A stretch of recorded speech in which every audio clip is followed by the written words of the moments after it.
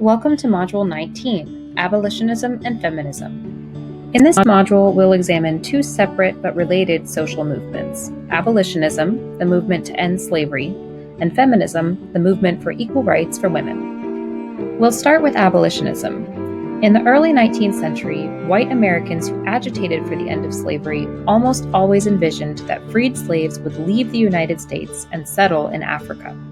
Known as colonization, the goal was to save Americans from future difficulties like interracial marriage and poverty. Many Black abolitionists and thinkers were opposed to this idea. They argued that it exposed American racism, and they claimed their place in the United States. A new abolitionist movement arose in the 1830s, known as militant abolitionism. Militant abolitionists had a completely different idea about the future of freed slaves in the U.S.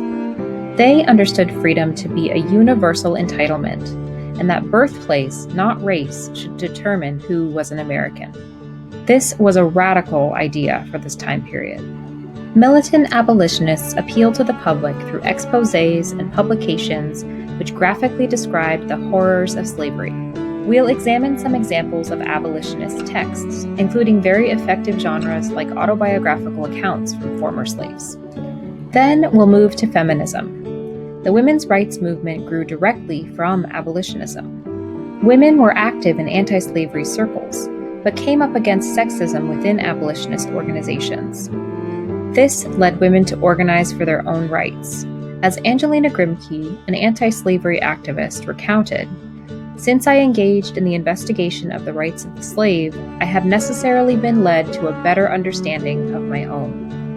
We'll look at the landmark gathering of women and men at the Seneca Falls Convention in 1848, where delegates drafted the Declaration of Sentiments, demanding women's right to vote, married women's right to property, custody of children in the event of divorce, and access to education and the profession.